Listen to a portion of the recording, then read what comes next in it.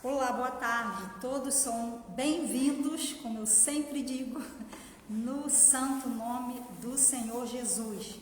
E hoje vamos estar dando continuidade ao nosso estudo, as cartas às 7 igrejas da Ásia, no livro de Apocalipse, capítulos 2 e 3. Mas antes de darmos início a esse tempo de reflexão, meditação na palavra de Deus, vamos orar, pedindo ao nosso Deus e Pai que fala os nossos corações. Oremos. Senhor, nós glorificamos o Teu nome, damos-te graças por mais esta oportunidade que temos de abrir a Tua palavra e meditar nela, Senhor. Abre os nossos ouvidos espirituais para que, ao ouvirmos a Tua palavra, esta palavra possa, ó Deus, não ficar retida nas nossas mentes, no nosso entendimento, mas que possa descer até os nossos corações e, ó Deus, trazer aquelas mudanças, operar aquilo que o Senhor deseja operar em cada um de nós. Venha nos abençoar, Pai, no santo nome de Jesus, nós te pedimos. Amém. Amém. Vamos então abrir a palavra em Apocalipse capítulo 2 e hoje nós vamos estar refletindo, meditando na carta à igreja de Pérgamo. Carta à igreja de Pérgamo, que está no capítulo 2, versículos 12 e vamos estar lendo até ao 17. Ok? Assim diz a palavra do Senhor. Ao anjo da igreja em Pérgamo, escreva: estas são as palavras daquele que tem a espada afiada de 2 gumes. Sei onde você vive, onde está o trono de Satanás. Contudo, você permanece fiel ao meu nome e não renunciou à sua fé em mim, nem mesmo quando Antipas, minha fiel testemunha, foi morto nessa cidade onde Satanás habita. No entanto, tenho contra você algumas coisas. Você tem aí pessoas que se apegam aos ensinos de Balaão, que ensinou Balaque a armar ciladas contra os israelitas, induzindo-os a comer alimentos sacrificados a ídolos e a praticar imoralidade sexual. De igual modo, você tem também os que se apegam aos ensinos dos nicolaítas. Portanto, arrependa-se, senão virei em breve até você e lutarei contra eles com a espada da minha boca. Aquele que tem ouvidos, ouça o que o Espírito diz às igrejas. Ao vencedor darei do maná escondido, também lhe darei uma pedra branca, com um novo nome nela inscrito, conhecido apenas por aquele que a recebe. Acabamos de ler a palavra de Deus. Palavra tão poderosa, palavra que jamais voltará vazia, jamais voltará vazia. Portanto, nós temos aqui, como em todas as outras cartas, eu vou iniciar com uma breve introdução, para nós termos assim uma ideia de como era aquela cidade, esta cidade, a cidade de Pérgamo, Como as outras cidades que nós estaremos estudando, as outras igrejas, todas elas ficavam numa mesma região, da Ásia Menor. Então essas igrejas estavam relativamente próximas uma das outras, na mesma área geográfica. E sobre Pérgamo, nós poderíamos dizer que ela era a capital da província da Ásia, no Império Romano. Então era uma cidade proeminente, uma cidade importante, uma cidade de muito movimento, uma cidade com grandes edifícios, uma economia ativa. E um detalhe muitíssimo importante relacionado a Pérgamo é que Pérgamo tinha uma grande biblioteca com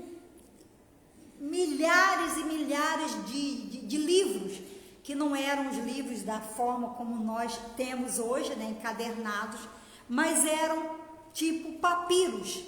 E interessante que, portanto, essa cidade, por ter essa biblioteca muito grande, muito importante, no coração do líder, né, das autoridades, surgiu o desejo de fazer uma certa competição com uma biblioteca muito grande que havia no Egito, na cidade de Alexandria.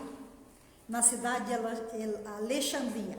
Mas, lá em Alexandria, quando eles ouviram dizer que em Pérgamo, né, as autoridades tinham esse desejo de fazer uma biblioteca com um maior número de livros, digamos assim, de papiros, eles então resolveram boicotar, né?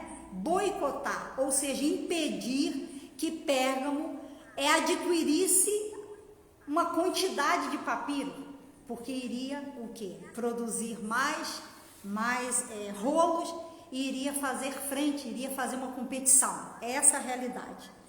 Então, com esse boicote do papiro que era fornecido, que seria fornecido pelo Egito, por Alexandria, pela cidade de Alexandria, Pérgamo teve que fazer, digamos assim, descobrir uma outra forma de editar os seus livros, os seus rolos. E aí eles então se aperfeiçoaram, né? E introduziram uma forma diferente, que era a escrita em peles de animais.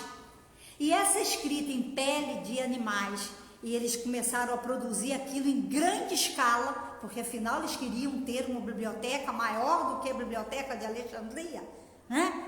Esses rolos então ganhou o nome de pergaminho.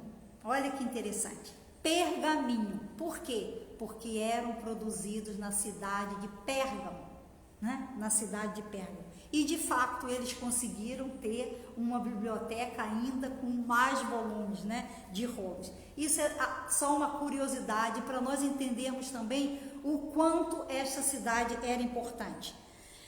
Ok? Agora, com relação a outros detalhes dessa cidade, essa cidade tinha templos, né? Templos pagãos. E havia um templo para o deus Zeus, né? Que era um deus grego, da mitologia grega. E esse Zeus era o deus do céu, era o protetor e pai de todos os deuses e de todos os seres humanos, né? Segundo a perspectiva deles. Porque nós sabemos que o nosso Deus Todo-Poderoso, o Deus que criou os céus e a terra, sim, esse é o Deus dos céus e da terra e de todo ser humano, né? O nosso Deus é grande e poderoso. Mas Zeus era um Deus que era adorado na cidade de Pérgamo, e havia também um outro Deus chamado Asclépio. E Asclépio era o Deus da cura, e ele tinha como símbolo, né, uma serpente. A serpente era um dos símbolos, né, atrelados à imagem, né, à escultura desse Deus Asclépio. E como ele era, né, entre aspas, o Deus da cura, nós então, o Ocidente acabou por buscar, por trazer essa simbologia para a medicina moderna. Vejam que o símbolo da medicina é também uma serpente.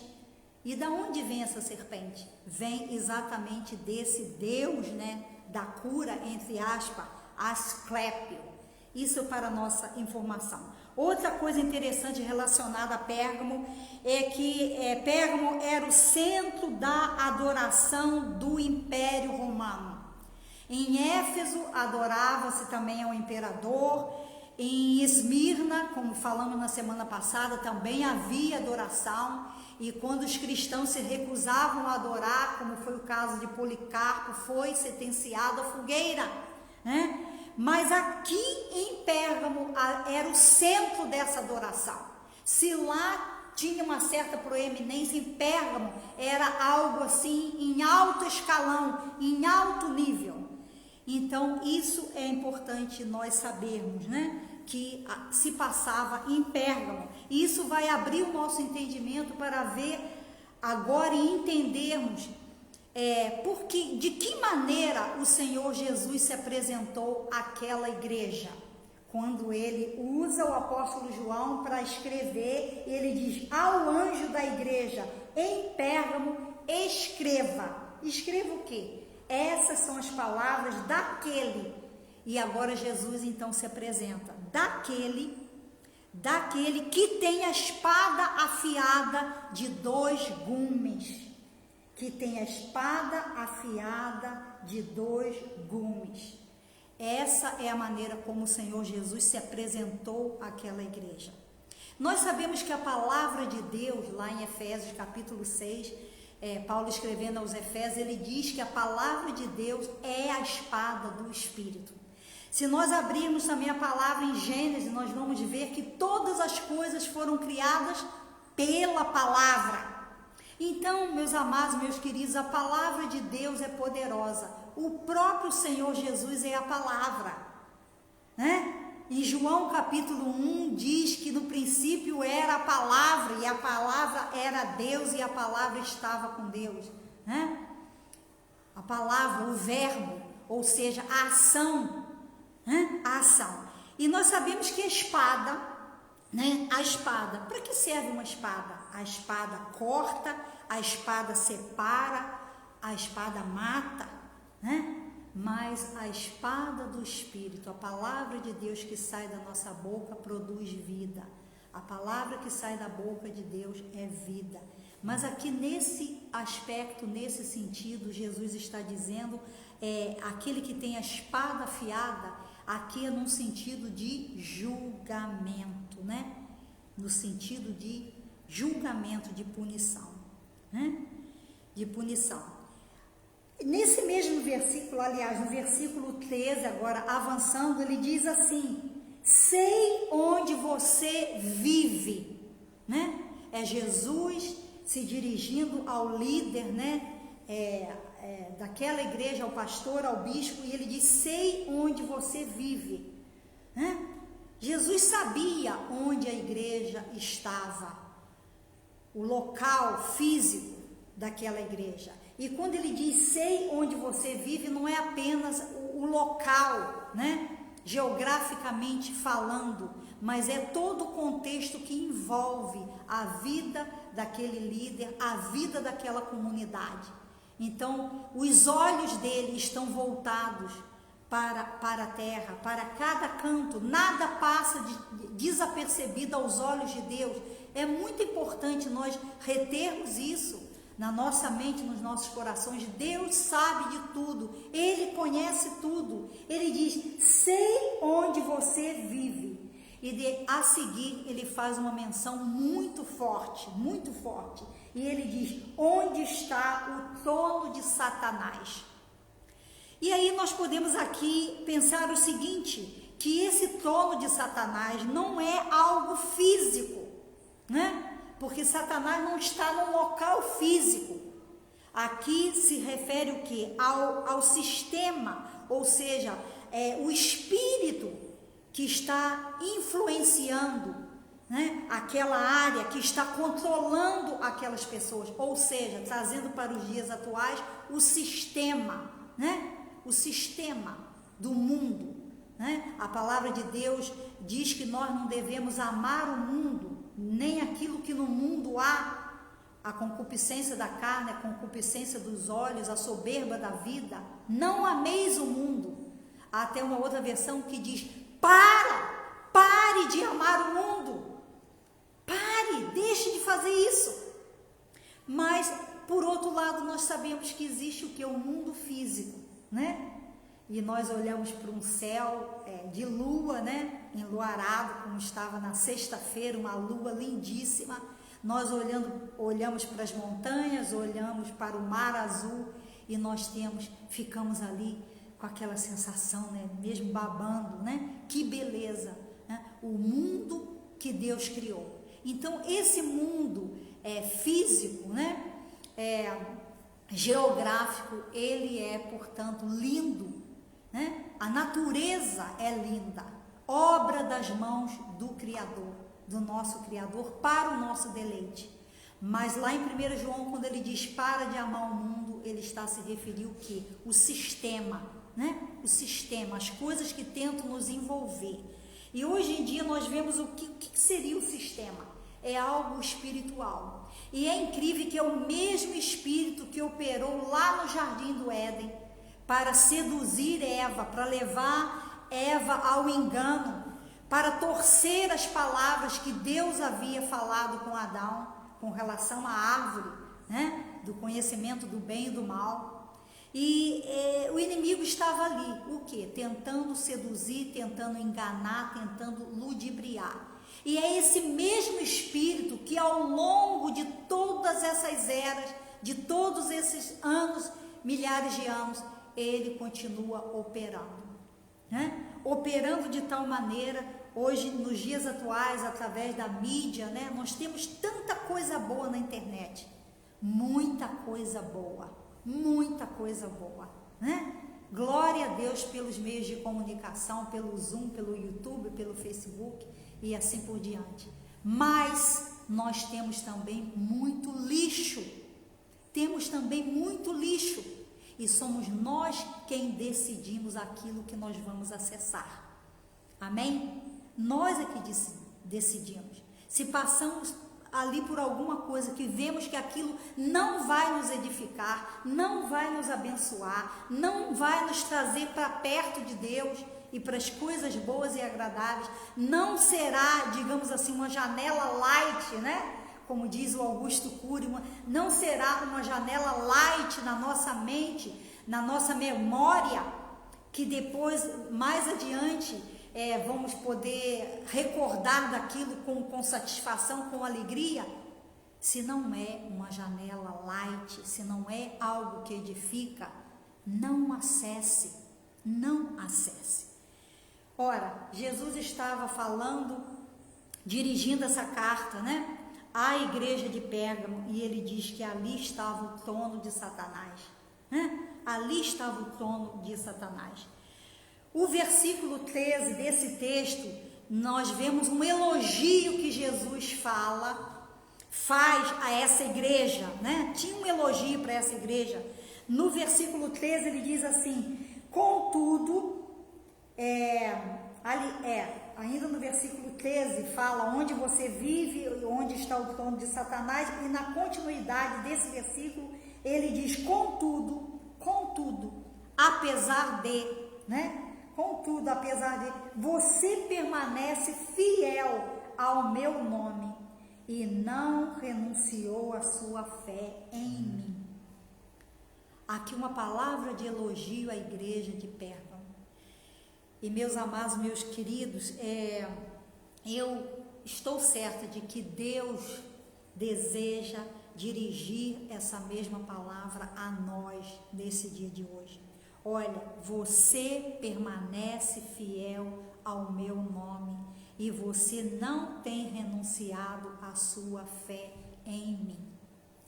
E se por acaso esta palavra não se aplica à sua vida, por você estar distanciado de Deus, por você estar se sentindo assim, enfraquecido na sua fé, então esta palavra é para você no sentido de reanimá-lo, no sentido de criar dentro de você um desejo de ouvir estas palavras da boca do Senhor Jesus. Então, para isso, você precisa voltar, você precisa retomar o seu caminho, né? Na presença de Deus, servindo Ele, seguindo Ele. Então, Jesus tinha essa palavra de elogio, né? A igreja de Pérgamo: você permaneceu fiel ao meu nome, não renunciou à sua fé em mim, mesmo quando o meu servo, né, a fiel testemunha Antipas, foi morto nesta cidade. A história secular diz que Antipas foi sentenciado, né? E a morte dele foi algo assim terrível, muito, muito terrível mesmo. Ele foi colocado dentro de um bezerro de cobre, e esse bezerro de cobre foi levado à fogueira e ficou incandescente. Então Antipas morreu, portanto queimado, né? Então Jesus se refere a ele e diz, olha, e falando à igreja, vocês têm sido fiéis, vocês não renunciaram o meu nome, mesmo quando aconteceu essa tragédia com Antipas, vocês ficaram fiéis. Então, gente, Jesus é maravilhoso, né? Quando ele fala conosco, ele tem uma palavra de elogio, porque ele vê, ele sabe, conhece os nossos corações. E porque ele nos ama, muitas vezes ele vai nos puxar a orelha, mas não é para o nosso mal, é para o nosso bem, né? Glória a Deus por isso. A crítica que Jesus tinha, ou a queixa que Jesus tinha a essa igreja, está no versículo 14, né? Essa igreja, contudo, permaneceu fiel a ele, ao nome dele, não renunciou ao seu nome, mas Jesus, no versículo 14, ele faz uma queixa, uma crítica. Ele diz, no entanto, tenho contra você algumas coisas. Primeiro, você tem aí pessoas que se apegam aos ensinos de Balaão. O que Balaão fez? Se você quiser pesquisar, está lá em Números capítulo 22, versículo 12.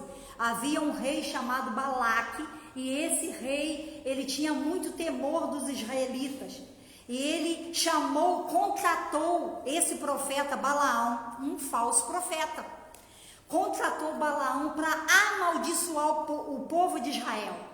E aí Balaão chegou até lá, aquele local, aquela cidade onde Balaque era o rei, e olhou para a campina, e onde estava o povo de Israel, né, acampado, com as suas tendas, e Balaão não conseguiu amaldiçoar.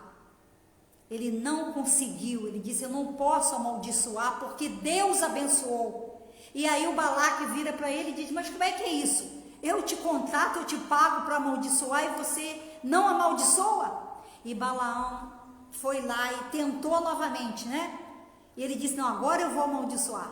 Mas ele não conseguia amaldiçoar. Deus não permitiu que da boca dele saísse uma palavra de maldição contra o seu povo, contra o povo de Israel. Mas Balaão, como era um falso profeta, né? Era um enganador. O que acontece? Ele chega para Balaque e ele ensina Balaque o que Balaque devia fazer para enfraquecer o povo. Ele não podia amaldiçoar, mas ele ensina a Balaque, né? Diz aqui a palavra, Balaão ensinou Balaque a armar ciladas contra os israelitas, induzindo-os a comer alimentos sacrificados a ídolos e a praticar imoralidade sexual. Então nós temos aqui um modelo, um exemplo muito claro de como o diabo é astuto. Se ele não pode nos derrubar de um lado, ele vai tentar de outro lado, com sutileza, com astúcia, porque ele é astuto. E esse Balaão então disse a Balaque, olha, apresenta as suas filhas, né, lá no acampamento, né, e os teus filhos também, e aí eles vão se misturar, né, o teu povo com o povo de Israel, e aí o teu povo poderá sutilmente seduzi-los, e nessa sedução eles vão pecar, então Deus vai desampará-los. Essa foi a astúcia de Balaão. E vejam que o espírito que usou Balaão lá no livro de Números capítulo 22, agora no Apocalipse é o mesmo espírito. E eu quero dizer que é o mesmo espírito que opera nos dias atuais, espírito de sedução. Então nós temos que buscar a Deus, estar atentos para aquelas situações, né, que vêm ao nosso derredor. E a questão dos nicolaítas era o mesmo esquema, promoviam idolatria e sensualidade, né? Falsas doutrinas que se introduzem nas igrejas hoje. Em nome do amor, tudo é permitido. Isso é uma sedução. Bom, mas se eu amo, então isso pode.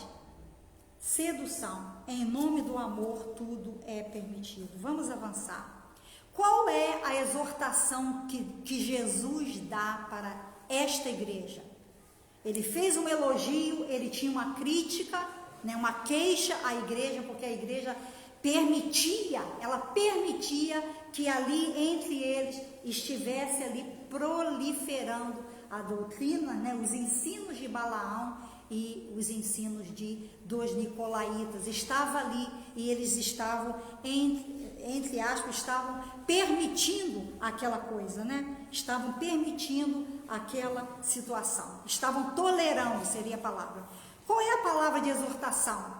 A palavra de exortação, ou a chamada de volta, está no versículo 16, quando ele diz: portanto, arrependa-se. Então a palavra é arrependimento. Qual é a solução para esta situação? Dessa igreja que estava ali naquele local onde estava o trono de Satanás, né? Jesus fala isso abertamente, onde haviam essas falsas doutrinas, e embora a igreja guardasse o nome do Senhor, mas estavam ali coisas que estavam minando e estava impedindo eles de estarem vivendo todo o potencial do projeto, do plano de Deus. A mesma coisa é nos dias atuais. Muitos de nós estamos aquém daquele propósito que Deus tem estabelecido para as nossas vidas, né? Então temos que despertar. A palavra é arrependa-se. Esta foi a mensagem de João Batista, preparando o caminho do Senhor. Arrependa-se, foi a palavra de Jesus quando ele começou o seu ministério. E nos dias atuais é a mesma palavra que a igreja precisa proclamar: arrependimento. A palavra arrependimento vem da palavra, né, metanoia. Metanoia significa mudança de mente, né? Mudança de mente, tal como metamorfose é mudança de forma, metanoia, mudança de mente, né? Meta é mudança e noia significa mente. Então é esta palavra, né? O nosso comportamento, as nossas atitudes serão mudadas. Nós vamos passar por uma transformação quando acontecer este arrependimento, que é a mudança da mente.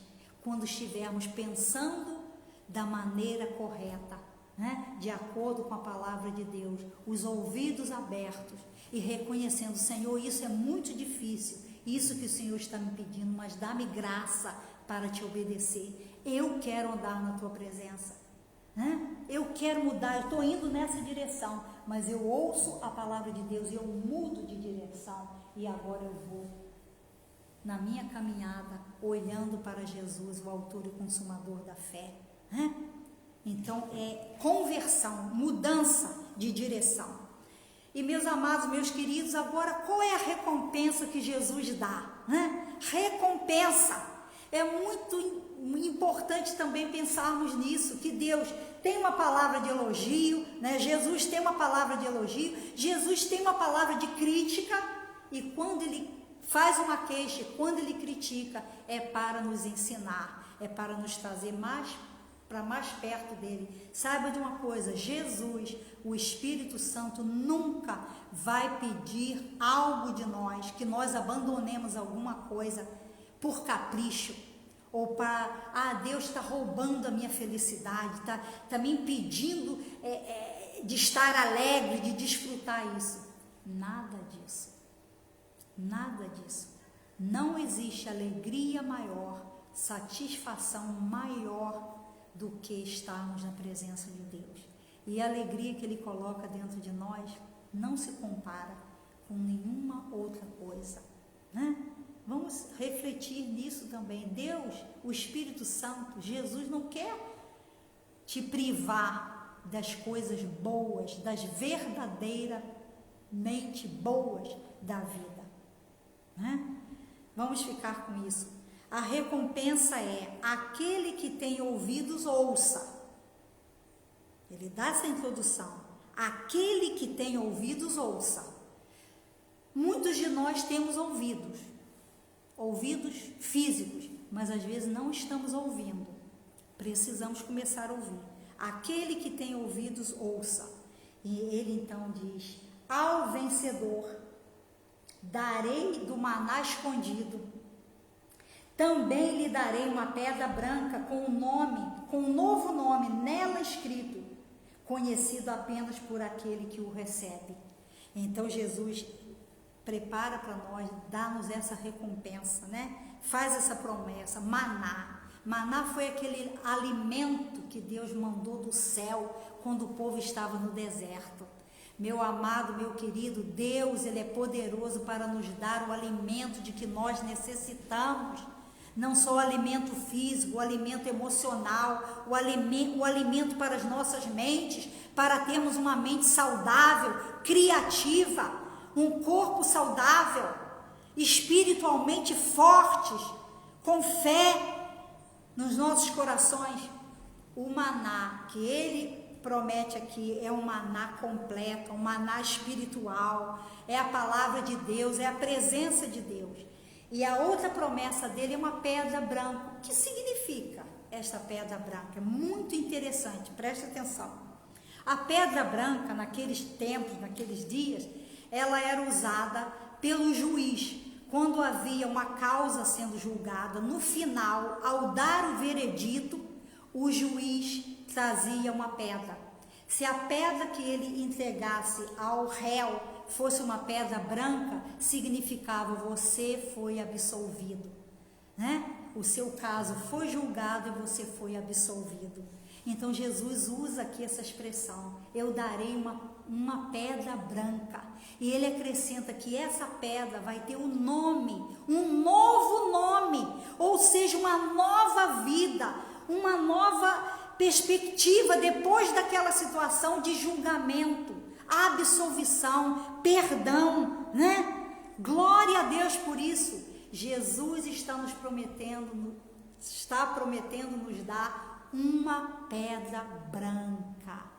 Uma pedra branca, glória a Deus.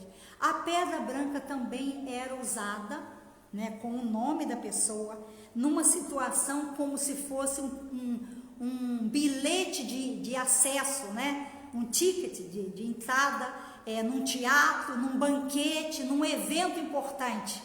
E aí nós temos também uma aplicação espiritual, né? Essa pedra branca com o nosso nome, é a nossa entrada ao banquete celestial, né? Ao banquete celestial, na presença do Deus Todo-Poderoso, na presença de Jesus. Que coisa maravilhosa, uma carta, né, às igrejas, com algumas queixas, com algumas coisas assim difíceis, né, palavras, né, difíceis, trono de Satanás, coisas para nos exortar, mas também uma grande promessa, uma grande recompensa. Onde você se encontra, né, nesta carta, no contexto dessa carta? Onde você se encontra? Eu tenho plena certeza que Deus deseja que você se arrependa, né? Que haja arrependimento no seu coração, que você volte para os caminhos de Deus e que você sinta essa alegria, essa confiança, essa certeza de que você há de receber uma pedra branca e você há de saborear esse maná que Deus tem preparado para cada um de nós. Vamos orar. Deus, louvado seja o teu nome. Tu és maravilhoso, Senhor. A tua palavra não voltará vazia. Abençoa, Pai, a cada um de nós neste momento. Abençoa, Deus, as pessoas que estarão tendo acesso a essa palavra. Pai, eu oro a Ti no santo nome de Jesus, que a Tua palavra possa correr velozmente, Senhor, para todo canto, Pai, e que esta palavra possa chegar até os ouvidos daquelas pessoas que estão sedentas, daquelas que estão sem esperança, aquelas que estão desanimadas, aquelas que acham que já têm pecado tanto e que estão tão longe do Senhor que para elas já não existe mais remédio, mais alívio ou esperança. Ó Jesus amado, renova, Senhor, aquele que está abatido, levanta aquele que está cansado, cura aquele que está enfermo, Senhor, no corpo, na alma, nas emoções, no espírito. Traga salvação e restauração. Ó Pai, eu oro com gratidão no nome do Senhor Jesus. Amém, amém. Tenha uma semana abençoada. Fiquem na paz do Senhor Jesus. Até próximo domingo.